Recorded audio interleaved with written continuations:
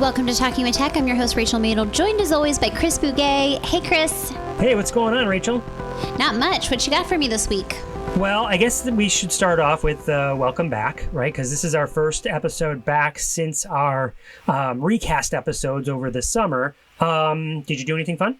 This summer has been flying by, and I've been trying to have as much fun as possible. I've also been working. I feel like that's one of the challenges with private practice is that I don't get the summers off. In fact, I feel like families oftentimes want more services over the summer. So we're not doing intensives this year in my practice, which I find them to be very effective, but very hard to schedule. So we decided to opt out this summer just because the scheduling can be very difficult. But we've been keeping busy and also having fun at the same time. Yeah, did you take any trips or go anywhere? Just some visits home to see some family. But otherwise, no, I didn't take any fun vacations. But maybe there's still a little bit of time left for that. Rachel, did you do anything fun over the summer? Go anywhere or see anybody? Yes, Chris, I was blessed to see you this summer. I couldn't believe it. I went to a family wedding in Virginia and totally forgot that you live in Virginia for a microsecond. And you're like, where's the wedding? And I was like, Virginia? You're like, where in Virginia? Happens to be like 20 minutes away from your house. Yeah, exactly. So I was fortunate enough to pick you up at the airport with your brother and his fiance, and we got to hang out for a little bit for a day before you went off to celebrate your family's wedding, right? Yeah, it was super fun, and it was funny because I feel like oftentimes when I see you, it's very much work related. We're like meeting up at a conference to present or doing a speaking event, and so this was just like such an extra added bonus where it wasn't work related. We got to hang out and have fun. Yeah, it was great. It was great. Now, speaking about Virginia, that's what we need to talk about because some stuff has happened over the summer. Specifically, what I'm talking about is this story about AAC with regard to a House of Representatives Congresswoman Jennifer Wexton. I don't know if our listeners are familiar or if maybe this is the first time they're hearing about it. It's certainly big news in Virginia, but I would imagine it's big news all through the AAC community. So Jennifer Wexton was diagnosed with progressive supranuclear palsy, which impacted her voice. And a couple of months ago, there was a video of her being on the House floor using AAC as the first person to use AAC in the House of Representatives. And so that was kind of exciting news. And then since then, there was sort of been updates. And what has happened is she worked with a company called 11 Labs, which does AI-related stuff. And essentially what they were able to do was, and there have been other celebrity sort of people. I remember Roger Ebert back in the day had something similar, where there was so much audio content that existed out on the web or in recordings that they were able to take her former voice and use AI in a way where she didn't have to record. Like we've known for a long time now that there have been tools where you could sort of train it with a voice to create something. You could volunteer your voice to create something, but this was using her voice with AI to infuse that with her AAC so that it sounds just very similar to what she sounded like with her organic voice her whole life until she lost the ability to speak. So that's been kind of a new update in the world of AI, and it just makes me think how impactful AI can be. So that starts with her, right? But who else will this be accessible to in the future? Yeah, that's super exciting whenever we see AAC kind of make the public stage. And I feel like it's really cool to kind of understand some of the backstory. It's also really cool that we have the AI technology now to just do like the most incredible things. I feel like before we used to have to, utilize voice banking, which is still a resource and a tool. But the fact that it can now scour the internet and we're able to figure out how to create voices, like, how cool is that? Yeah, fantastic. Now, the other thing that I think was so super powerful about this is that it was a mainstream story. Like everybody this was shared in mainstream media, where oftentimes I feel like, our podcast reaches a sphere of people and occasionally a spike outside of that, where this was so many people were sending it to me like they had thought of me when they saw this. Hey, did you see this? Did you see this? In fact, even our assistant superintendent, that is like my boss's boss's boss, saw it and sent it to me saying, hey, Chris, did you see this? Let's have a conversation about it. So it was super exciting that that AAC in this light sort of took sort of a mainstream took center stage on mainstream for a hot second, right? And I don't feel like that has happened since the what was that TV show back in the day about 5 or 6 years ago? Remember? Was it called Speechless? Yes, that's right. Speechless. I forgot about that. Back then, everyone was talking about it because in that there was the main character used AAC, a form of AAC, and now we have a congresswoman. So, and again, as the more people that are using it, the more mainstream it becomes, the less, I guess, the more accepted it becomes, and people know more about it, more aware about it, can share with more people about it. Like, hey, have you heard about this? Have you heard about this? And I feel like that's just it's a good thing for everybody. So just a little bit of a background story here with regard to this particular story is that when that congresswoman, when Jennifer Wexton presented on the House floor, it was brought to my attention. Hey, have you seen this video? And one of my connections, actually a Patreon supporter here, a friend of the podcast, reached out to me and said, hey, do you want to try and hook up with, put your people in contact with her people and try and get her as a guest on the podcast? And so there was some interaction there back and forth, but being a super busy congresswoman, the answer was no for right now. She's already announced that she's not going to run for re-election, and that maybe will free up some time in the future. And so what we can do is maybe reach out again and see if we can get her on the podcast. Yeah, I feel like with things like that, it's always like you got to get through the wall of people that get to her. And so it's like, I wonder if, AAC, since it's been so impactful, that would be something that she would be really interested in sharing about. But again, like anything else, it's like so many people to get to that person that you have to like do a good job of convincing, or you have to have the volume of people asking. And so this is our ask to you guys. Write a letter or an email so that we can get her on the podcast. Awesome. Now, speaking of asks, let's talk about Patreon. So, Rachel, do we have new Patreon supporters? We sure do, Chris. Let's shout out Kayla and Holly. Kayla and Holly are new to our Patreon, so we want to just say thank you for signing up. For those of you who maybe are new listeners or don't know, our Patreon is a way that that you can support us. We have an amazing team, Luke and Michaela, behind this podcast. It's not just Chris and I, and all of the money that we make towards Patreon goes to support our team. This podcast would not be possible without our Patreon. In addition to supporting us, we also give back to you guys who are on our Patreon. We have a lot of really great content. Oftentimes we're sharing behind the scenes things. I share a lot of resources. So do you, Chris. There's so many different things that we share. And also it's been happening for how many years have we had Patreon? 4 years, 5 years, long time. The most recent episodes, or the most recent content, I should say, I don't know what I think of them episodes, but usually there's content that comes out about once a week. And I'm going to read them off right here at the time of this recording. We have a bonus podcast that you're on, where you're talking about sort of a bunch of different, it's just a whole guest appearance on a podcast talking about different AAC stuff and work-related productivity stuff. We have AAC user stories from Communication First. I mentioned them a couple weeks ago on the podcast.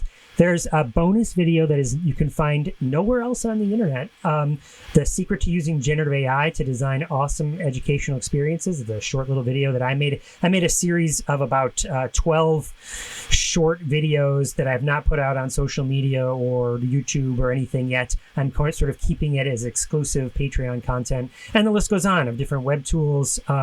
We have different other webinars that people may have missed. So So definitely check it out. The Patreon is, what we ask is about $8 a month, which is about $2 per episode. So if you think this podcast is worth $2, then we invite you to participate in our Patreon, which you can check out over at patreon.com/talkingwithtech. Yes, we're very grateful for all of our Patreon members. We get so excited when we get to meet our Patreon members in real life. I feel like when we were at ATIA, Chris, it's just like, if someone's a Patreon member, they make sure to tell us, and we love that because I feel so grateful. I give them a big hug and I say thank you, thank you, thank you. And it just feels like kind of a collection of our super fans, and that just is really near and dear to my heart. And I'm just so grateful for that community. And it's just amazing how people can come together and support the work that we do. Now, Rachel, you mentioned ATIA, and that actually is a great segue right into our interview today, because something that was all the buzz when you go back and listen to our ATIA wrap-up episodes, something that was a highlight that I think we've heard from a lot of people was the session on stepping into AAC. And we had the great fortune, we have connections with the Stepping into AAC, the people that put it together. Michaela, who is our audio engineer for this podcast. Thanks, Michaela. It also was one of the integral members of putting that together, along with Carole Zangari and Tabi Jones-Wohleber, who have always been great friends of the podcast and great friends of ours. And so we've had the great chance to sit down with them, to have them talk all about their resource that they helped create called Stepping into AAC.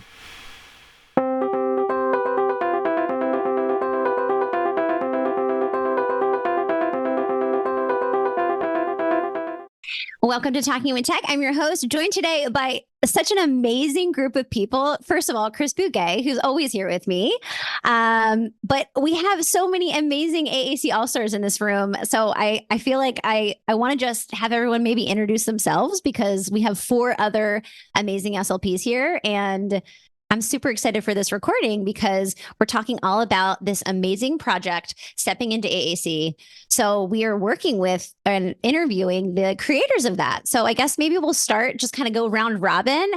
Carole, I'm going to have you start first. Sure. So I'm Carole Zangari. I'm a professor of speech language pathology at Nova Southeastern University, and working remotely from North Carolina today, and have had the absolute privilege and honor of working with Michaela, Tabi, and Rachel on this project. Yes. Hi, I'm Tabi Jones-Wohleber. I'm a speech language pathologist. I live in West Virginia, and I am currently working as a in-home service provider for West Virginia Birth to 3, and I do a lot of the AAC stuff. And my name is Rachel Langley. I am in Michigan, and I worked for 20 years in the public schools here as a speech language pathologist and AAC consultant. And I just recently began working as a contractor with Assistive Wear and doing fun stuff with them. And I'm Michaela Ball. I edit Talking with Tech, but I also, I worked on Stepping into AAC, also on the film side, but I am a SLP and I work in a school district. So, yeah. Thank you all for being here. I just want to echo Rachel's sentiment here. Each individually, you've done amazing things for AAC as a profession, and now together you've come together to build this project, stepping into AAC. So, what was the genesis of it? How did it get started? So just a little bit about it, kind of to ease us into this. At its sort of elemental level, Stepping into AAC is a set of training materials really designed to help parents of children's or teens or adults with Angelman syndrome move forward with AAC. So some families may be completely new to AAC, others may be familiar with AAC, maybe have used it for a time, but maybe AAC never really grew roots, never really blossomed into a sustainable way of communicating for their family. So these materials include hands-on activities and video and handouts and newsletters. And it was funded by, the development of the materials was funded by the Angelman Syndrome Foundation. They're going to be available for free, both there and on my website, Practical AAC. And I guess, in a practical sense, the genesis really was that I was approached a couple of years ago to see if I would head up this project with ASF. They've had a long-standing commitment to supporting communication and AAC. And I think probably all of us remember the communication training series that they did, I think back in 2015 or something, with Erin Sheldon and Maureen Nevers and others. And these were like long format webinars that did just really a great job in teaching about key concepts in AAC, like core vocabulary. And then after that, there was some additional work, including a pilot project that Tabi and Erin did to support parent implementation of AAC that we can talk about. And then I was asked to envision a set of supports that would kind of build on that work and offer something meaningful to families on an ongoing basis. So, that's kind of like the genesis of it. Awesome. I don't know, Tabi, you have a different perspective, having been involved in the pilot project. Is there anything you want to add or correct in my summation there? No, I think that's spot on. I think the idea was really to help families like over the long term that come at it from all different angles. So to have variety in the types of resources that were available and semi-systematic so that families could access them in a way that could build their learning over time. So I'm curious how this collaboration with the Angelman syndrome came to be and kind of the goals of the project. So this was just prior to the pandemic. Erin Sheldon and I were doing a kind of envisioned a pilot project with the ASF where we were meeting with families and we were sharing information and having conversations. We met on a weekly basis, but it started just as things were shutting down. So it was just such an interesting time for families to be coming together and talking about challenges and communication and all the things. So we met for, I want to say, upwards of 20 weeks. So it was a pretty long-term commitment for our families. But out of that, what we came to realize was we were really searching for understanding of what do families need, like boots on the ground, like what is it that really makes it work for families? What questions do they have? What are sort of the challenges that are pervasive across experiences? And what we came out of that with the understanding that came out of that really was that families need different things, of course, but they fall into these sort of major categories. And all families need some of all of these. So we identified 4 primary components of the communication partner learning process, and it included knowledge and understanding of what is AAC, but even more than that, like what is communication, what is language, and how those are all integrated to create those very, language is and communication are very emotional experiences. So how does that, how does our inner world manifest through these understandings, but also, understanding about the technology. So having access to technology, whether it's paper-based or technology-based, having a tool that lets you practice and explore and experiment with language is necessary. So it doesn't need to be perfect. Families need something that they can touch and feel and interact with in order to gain skills as an AAC partner. So knowledge and technology were 2 of the components. The third component that we landed on was skills. Over time, skills developed, and skills are the actual like touching of the board or the device, interacting with it, things like wait time. So like what makes up the interaction in terms of the words and just all of those pieces.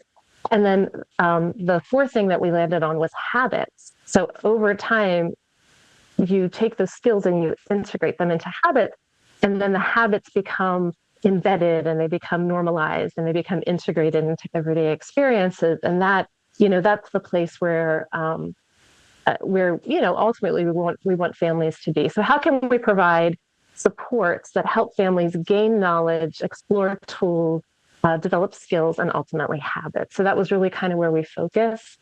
But over time, as we dove into this project, we really realized there was a 5th component, and that was community. So we wanted to also address the idea that families need community. They need community around their learner, They need people that are invested in their learner, that are supporting them, are willing to engage with their learner, but also community of other AAC learners. So that can be useful in two different ways. So we really wanted to, after the pilot project, we realized that these were really the foundational components that helped families feel like they were moving forward and were in a good place to be supporting their learners. So that was really where we set our sights as we set about developing the content for stepping into AAC. Tabi, there's a specific portion there that I want to dig into just a little bit, and that is the habit portion. Because, like you said, there's this large breadth of knowledge and skills and people come into that at different levels. And so how do you break it down into smaller chunks? And this is certainly something I have wrestled with my whole career, right? Quick side story, the way Tabi and I met, the first day we met, it was like, I have a thing for you. And I ran out to my trunk and I brought out our strategy a day calendar, which is this large chunk of information broken down to day by day content, right? And then ended up writing a book in the same idea. And this seems to be a similar way that you've tackled this, right? Because stepping into AAC is structured over like 100 days, right? And so can you help us understand like what that time frame looks like and why you would break it down that way into 100 days? Yeah. So this is Rachel, not Tabi, but that was a beautiful segue because we really know that communication and especially AAC learning can be a lifelong journey. But we really did want to emphasize the science of learning and the bite-sized chunks we can provide for people to help build those habits and routines. And we also wanted to emphasize that we have learned, and through Tabi's project she did ahead of time, that parents don't want to sit for the first month and just hear theory about what we're going to do. From the beginning, they want to get their hands right on it. So we broke it into 20 weeks with 5 days per week, having small activities and additional information. Making that total of 100 days, where each time there's a small digestible kind of activity a day that you can do, knowing that over those 100 days, it's a really additive practice of building in habits and kind of cycling back and revisiting some things we talked about sooner, because it's AAC is not natural. It's something we really do have to learn, but we have to start somewhere. So even if it is here, pick one of these core boards that you want to use, and we provide a variety. We have permissions from all different kind of developers to include different core boards within this kit and this program we've made. Pick one and get started. And then we'll have conversations about the why and the what and the how and customizing as we go. I was going to say, even within the different components, each week has 3 different types of resources. And even within those resources, each one of them is really bite-sized. Like, we tried to really think about the moments when people have a minute in life. So they didn't feel like they needed to set aside time to do it, but it could just be integrated, like while you're in the waiting room or while you're at soccer practice, like those times that already exist, so that it felt manageable. Like, manageability was definitely a key goal. Yeah, I'm happy that we're talking about habits, because I feel like it's almost the missing piece in a lot of ways. Parents and communication partners are getting, these kind of piecemeal trainings, but everything feels very fragmented, and kind of bringing it together and creating habits around AAC is really how we see success. I personally have kind of done a deep dive into just habit formation in general. I work mostly coaching parents, sometimes, teachers and paraprofessionals and other providers, but, it becomes the $1 million question. How do you integrate AAC in a way that feels really manageable and achievable, and eventually becomes so second nature that it doesn't even feel like you're doing this extra thing? And so what I love about what you guys have created is, you don't need to work one-on-one with someone like me. Like, you can follow this program that's been so carefully laid out and, do this in an asynchronous way that feels bite-sized, it feels achievable. And, you're stacking, those skills over time to become habits. And I feel like that's just so incredible. And I am so excited to kind of share all the work that you guys have done, because I feel like there's such a missing piece with that habit formation. And I think that that's where we can actually really help communication partners in the long term. Rachel, you hit on a piece that kind of goes back to that origin story a little bit. And it's the fact that, and this is a really sad reality, but in most situations, folks who have AAC needs do not have access to an AAC knowledgeable team or clinician, even a single clinician. And so in the Angelman community, they have had lots of interactions with SLPs, but many times those interactions haven't necessarily led them to, a best practice approach with AAC. And so to their credit, many of these families have taken it upon themselves to educate themselves about what AAC is and how to do it, what some of the best practices are. But sadly, when they take that back to their team, they're often viewed with low credibility and, kind of dissed a little bit. And so, a larger purpose, or maybe, one of the sort of hidden, genesis points for this project was, to give, kind of an on-ramp to AAC for those folks who are just really without support, either because of where they live or, the quality of the providers in their community. Sorry to detour there. No, I think that's right. And I was just going to add to that. I think what's really nice about this is not only is it useful for families who don't have access that's consistent to an SLP who can kind of guide this process, but also for clinicians, it gives us a tool to really share and go on this journey alongside of a family. Oftentimes we don't have enough time as clinicians to do all the teaching and all the things. And so if we have this kind of companion next to us, we're able to then spend our time talking about the problems that we're facing, troubleshooting those together, figuring out, maybe that didn't work. How could it work better? We actually can use our time for coaching instead of kind of spending all this time doing the teaching, because there's just, so much to do. And so I see this as a really awesome tool for clinicians to share with their clients and the families that they work with. And we can kind of go on this journey together. And part of it is asynchronous. And then we come back together. And when we come back together, we can spend our time super strategically. And I can really be that support for you navigating. I would also add that by it being partnered with the Angelman Syndrome Foundation, it adds a level of legitimacy. So when a parent might be saying something to a school team, or a school team is trying to advocate to an administrator, it's not like, oh, I just found this YouTube video, or I found it on Instagram. Here, look, this is what I want to see. This is what we have to do. It's like, no, it's on this foundation's website. It's been adopted widely. It's not just me saying this, and it's not just somebody on Instagram. It's people can't see me holding up my phone pointing to the Instagram post, but it's like, see, it's more than just me saying this. This is why we need to adopt it and embrace it. And that really was one of our secondary goals. And, really to help families gain credibility with their team relative to their knowledge and commitment to AAC.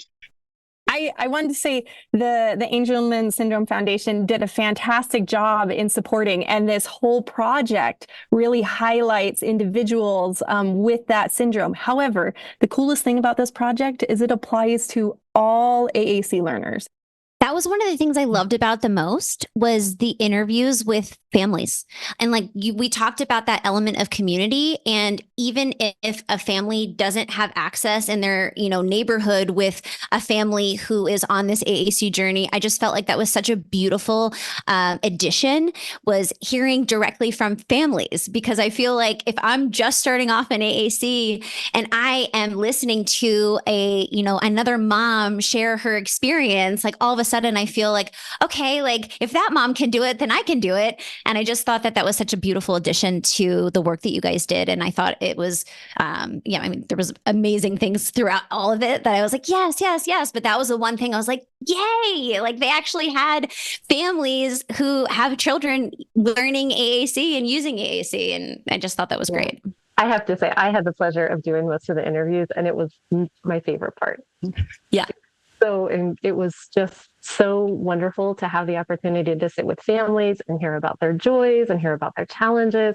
They were so candid. They had so much insight, and it was absolutely, as a practitioner, it was just amazing to, dive into like what was at the core of their experiences. And I'm just like from the bottom of my heart so appreciative for their willingness to share as they did. And as we went through and listened to the rewatched the interviews to pull clips, I feel like some of our videos were just there was so much more legitimacy. There's so much more credibility because of the representation of the family. So I agree with you. It was a highlight. I was going to say, I actually I have quoted the parent interviews to help staff understand why we do things. And for some reason, hearing it from a parent perspective weighs more than from the professional perspective. And it's been very helpful. So you're talking about like making it consumable for parents and these, and Tabi, you mentioned earlier about how it's structured into different buckets, like where you mentioned the habits and the community, right? This fifth bucket, but there's still the intimate design of when you're engaging with things. Like you said, there's a portion that is an action. You're going to do something. So there's different portions of the experience. Like there's action steps and signposts and travel log. Those sorts of materials are all put in there. Can you discuss those a little bit and describe what each one of those are and how they work together? Sure. So the action steps are 5 days of very, very simple and brief hands-on activities. The signposts are our video component, and the travelogue is an AAC newsletter. And as Tabi mentioned earlier, families are going to use these 3 tiers of resources every week. By design, there's a considerable amount of redundancy so that key concepts are never presented just once. You may start off by doing something and then learn why you're doing it in a video, and then, read more about it in a supplemental handout or the newsletter, explore some of the resources we link to. Then you see it in an action in another video, or hear a parent talk about their experiences with it. So the design has a little bit of a spiral element to it, so that those foundational content and the key concepts, they come up a few times in a few different ways. And we really felt that was important for us to do for a couple of reasons. One is, of course, as we all know, people have different learning styles or different, preferred ways of consuming content. Some like to read or listen or watch, but we all learn by doing. So we definitely wanted to start with that. But another reason really was that we wanted to be very mindful of the constraints that these families have.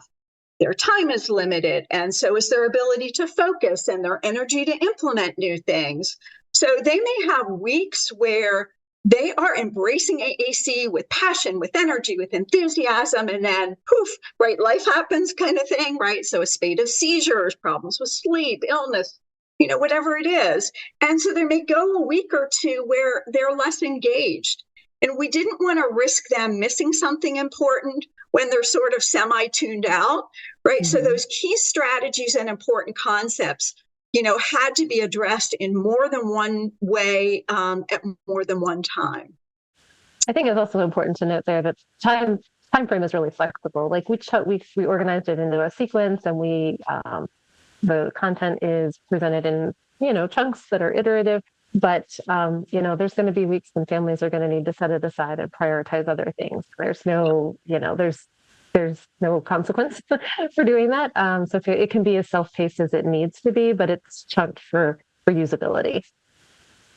I think that makes a lot of sense, just given the nature of many of the families that I work with. It's like we're not always on, right? We have kind of seasons and cycles of motivation, and especially a lot of our families that are we're working with, they have children that have complex medical conditions, and there's so many different moving pieces. I love kind of how that was baked in to the project and that thought process, because it is one of the realities of working with families and knowing that we don't always have 100% attention, participation, all those things.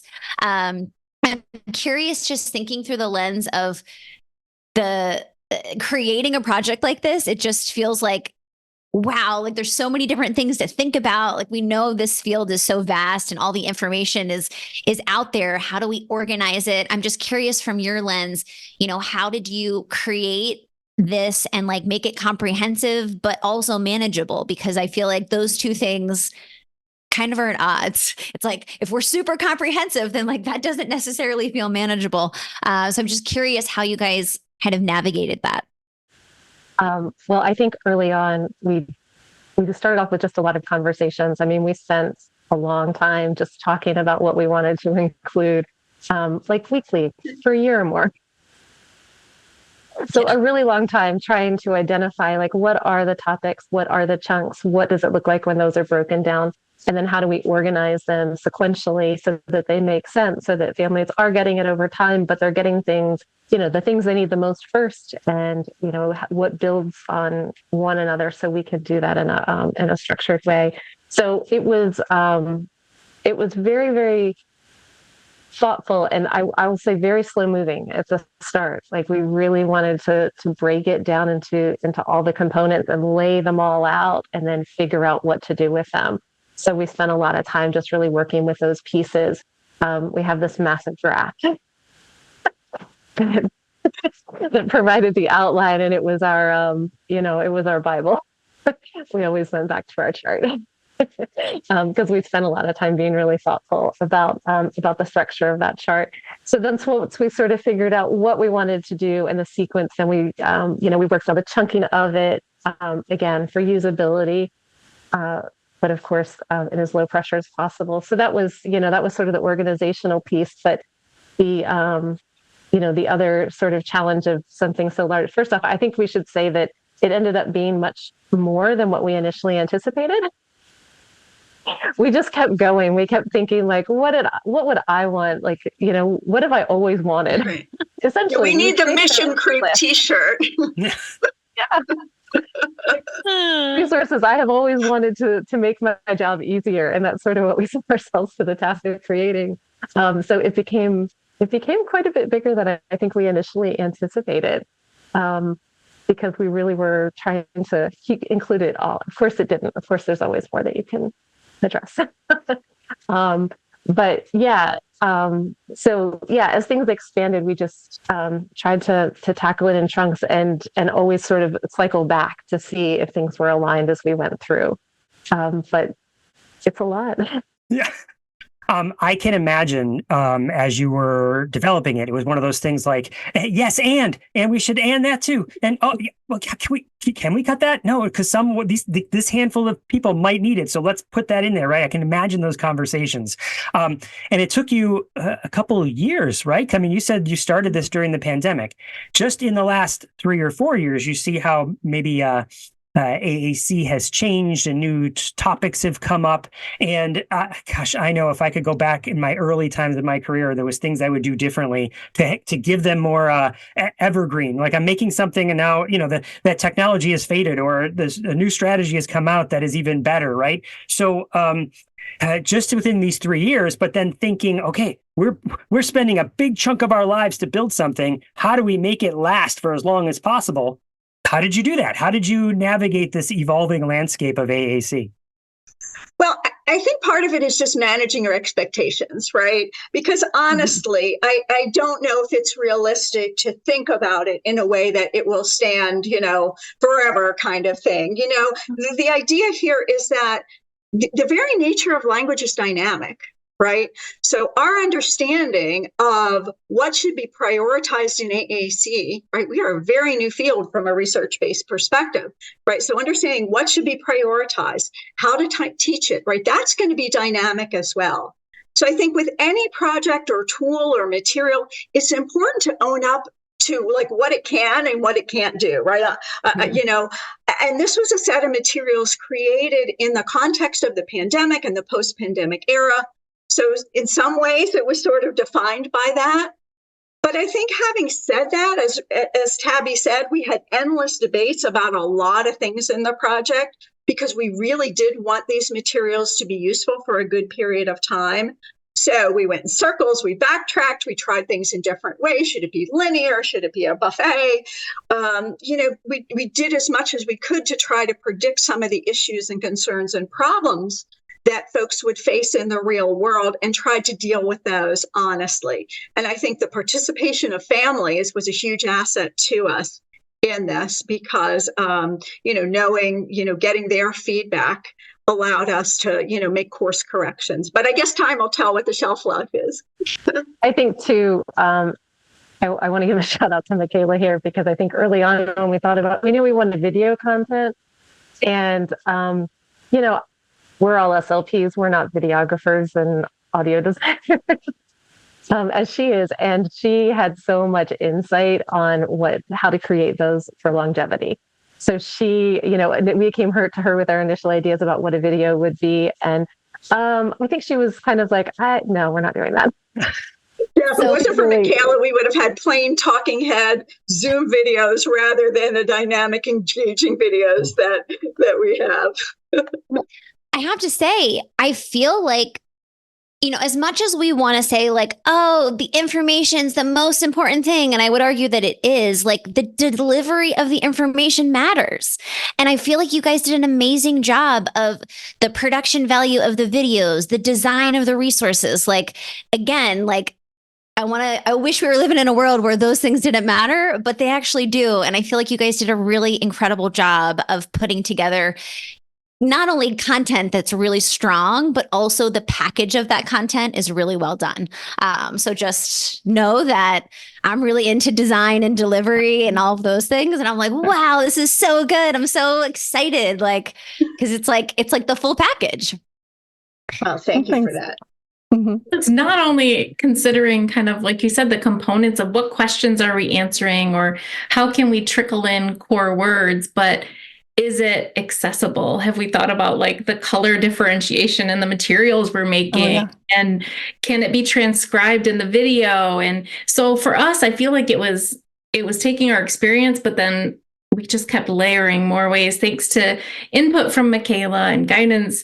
You know, Carole has probably done more projects than Tabi and I have that kind of grow in this size and scope. So it really was that team effort and to see all those pieces weave together. I love it. So I know this is a reasonably new project, but I'm curious, are there success stories, families that have gone through the program that are like, yes, like I want to hear, you know, from families who have gone through this experience. And I'm curious if you guys have any success stories. Well, they are so new. They haven't actually been fully released as of this recording. So it's a bit premature to talk about success stories. But I will say this. When we've shared this work at conferences and meetings, we get one of two messages from participants.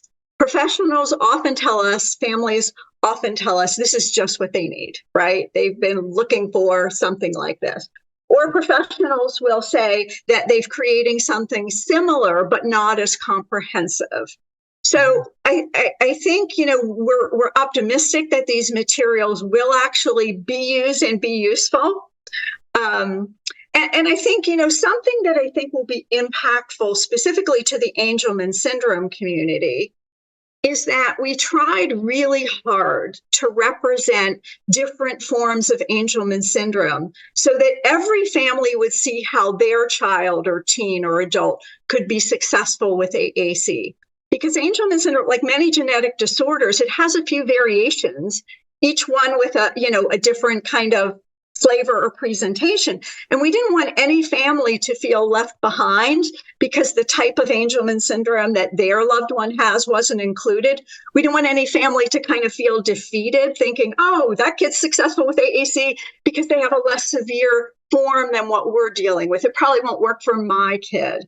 right? So we imagined how painful that experience would be and tried really hard to include that sort of broad spectrum in, identifying families and encouraging them to participate.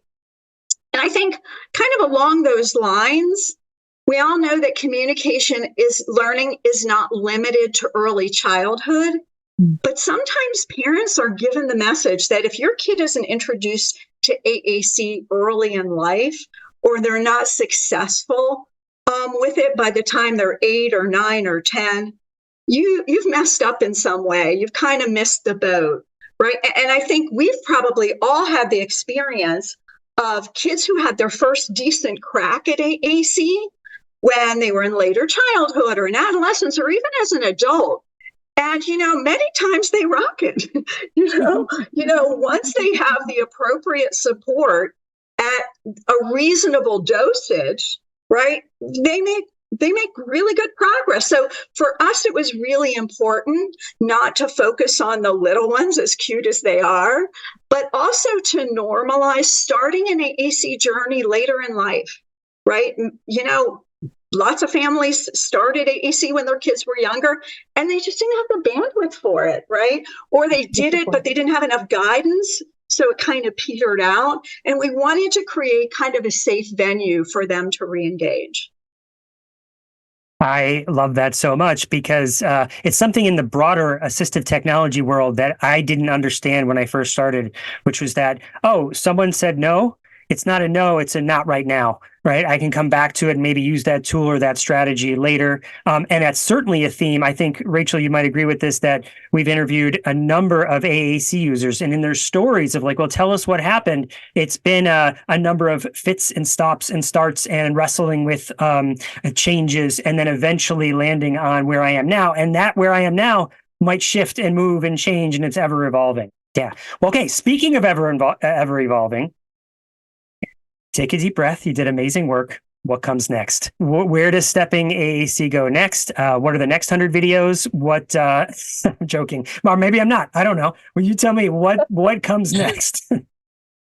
Wow. I don't think this team is ready to even dream of what another 65 videos or 100 videos would look like. But we are thinking about what's next. Like Carole mentioned, it's slowly rolling out right now. The ASF has introduced kind of the first 10 weeks, so the first half of the project, and then they will roll out that second half, and you'll be able to find that content on Practical AAC as well. But we're realizing we're getting some questions about like, well, how might this look? I'm not maybe a parent or a family, but I'm a provider. So we're looking at some sharing it across some conferences and events where we can provide people with like a train the trainer vision of, okay, how can we help you see how to use these materials? How can we help you facilitate? We have people, when we've talked at conferences, some people in early intervention at birth to 3 are just like, yes, love this. We know what we're doing with this. But maybe a parent is really excited about it and they want to start a parent group and they have a Facebook group and they're all going to go through it at the same time. There's different ways these materials can be applied and relied on. So we're going to a couple different conferences and helping people think through that and do some hands-on practice of what would it be like to do week 3 together in a group. Mm-hmm. On top of that, we are starting to get questions about adaptations. Perhaps whenever you release something, people would love to hear it in Spanish and Portuguese, but it's not as easy as it sounds.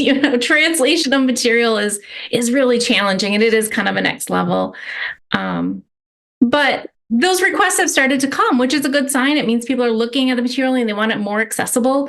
But that truly is, that's a whole nother chapter that we just had to say for now. We have to get it out as it is.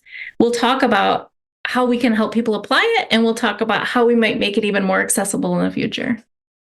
I think that is a thing, Rachel, that everyone deals with, especially in assistive technology and people who focus on accessibility. Some people kind of beat themselves up, like, well, it's not as accessible as it could be. Yes, we're on a journey towards even more accessible, right? We did the best we could with the resources we have and the time we have, and we're going to keep getting better, right? So I think it's okay that it is what it is for now, and understanding that there's more that you can grow. Because I think a lot of people would just stop. Like, they think it's done. They never even thought that there could be, this could be in a different language, right? And you are certainly thinking that down the road. I'm really, really curious how the evolution of this will kind of go down with providers. Because I think that, as you guys share your work, as more people learn about this, people are going to start figuring out ways to use all this amazing content. And I'm really excited for my own clinical work and how I can, share it and utilize it. It really does solve a huge problem in our field of helping communication partners learn about AAC and kind of holding their hand through that process when we don't have the time to spend with the families and the communication partners that we work with. And so I'm really excited to see kind of what happens. And as you guys keep getting more insight and going to conferences and presenting this work, I'm sure ideas will start sparking, and the ways that people are using it, it's really cool to kind of think about what that will look like. Okay. So we're excited for that too. We're excited to see how it grows legs and ends up in lots of different places.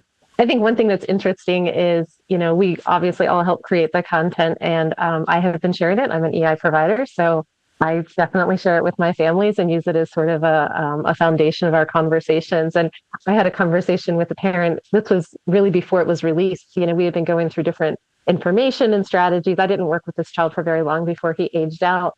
But when it started to show up on the website, it was like, hey, here's week one, watch these videos, because these are the things we've talked about. And they came back to me and they were like, oh my gosh, I know we talked about it, but now I get it. Mm-hmm.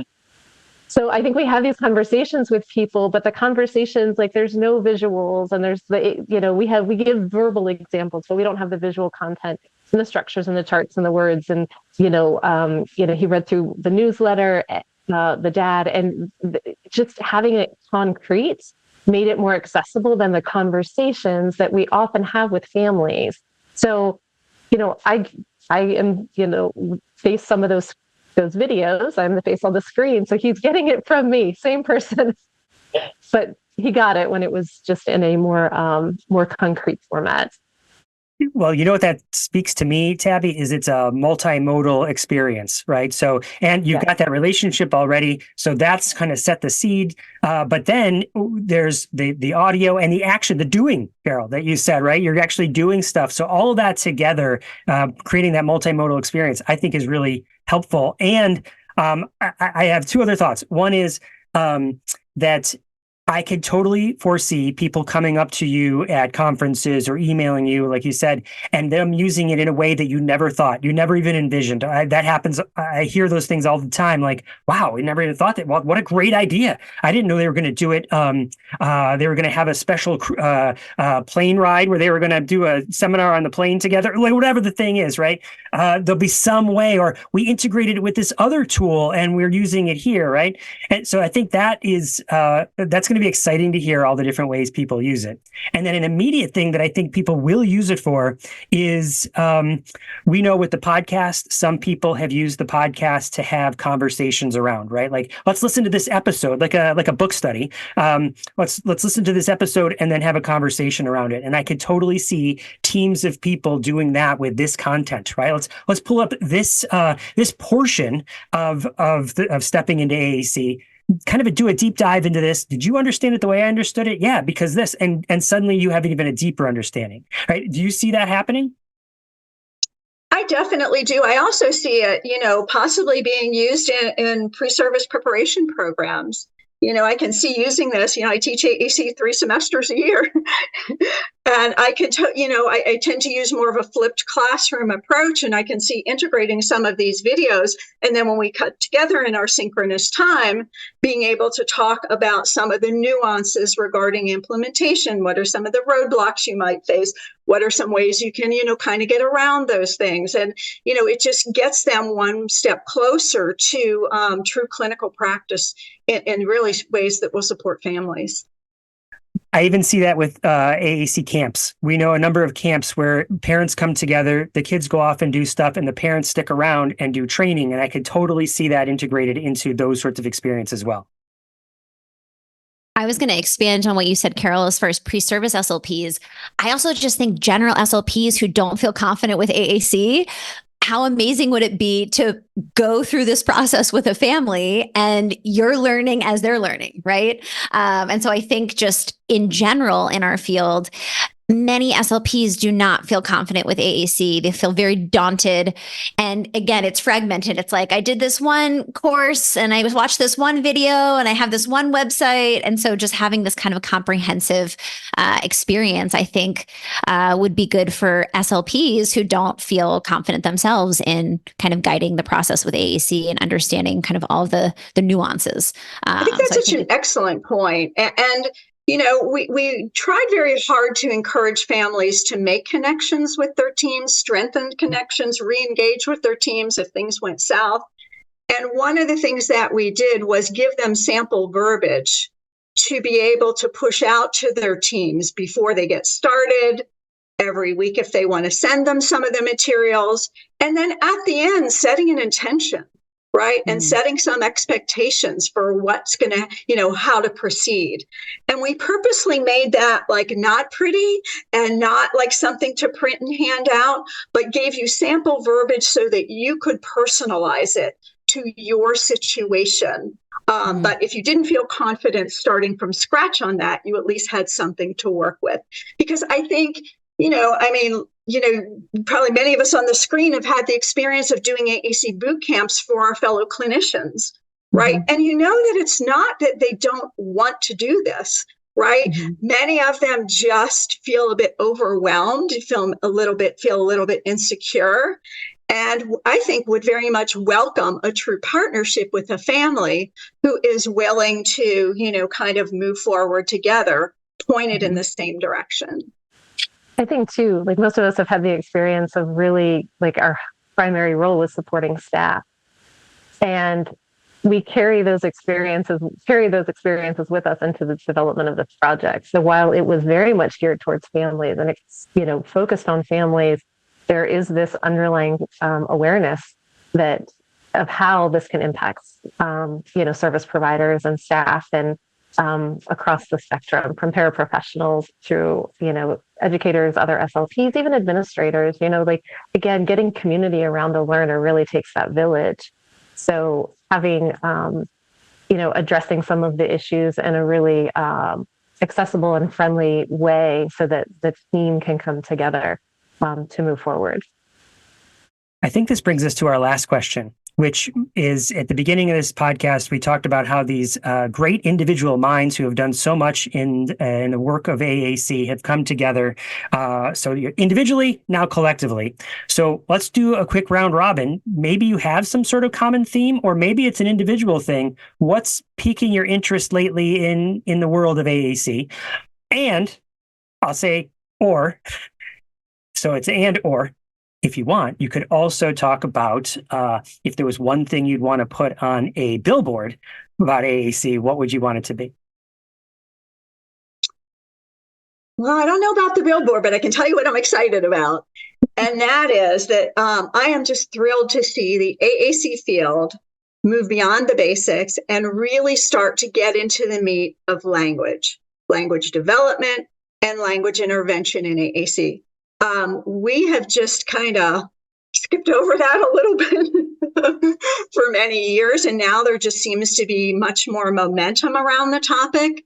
So I love that researchers like Gloria Soto are challenging us to rethink our assumptions about what we should be prioritizing in vocabulary selection and language teaching, right? We've relied on frequency lists, right, and core vocabulary for a long time. And so for me, it's refreshing to be called out to re-examine that and think about what we're missing by focusing on those high frequency words and things like that. So I'm super excited to see, us get kind of level up and get further into the world of language. For me, I find myself in kind of an introspective place, thinking about families and like what their journeys are like.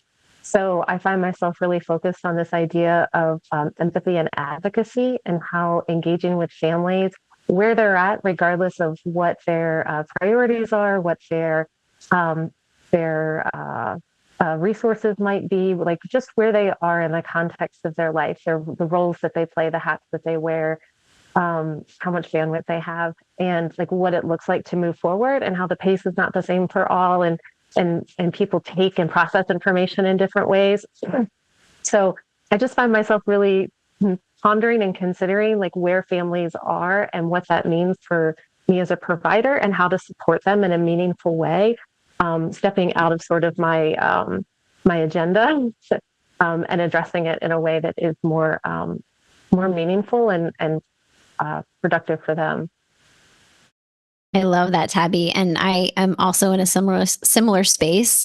I think that so often we hear from SLPs, they're like, but they just don't use it at home, and like, they're just not modeling. And it's just like this kind of cast of blame or frustration with families.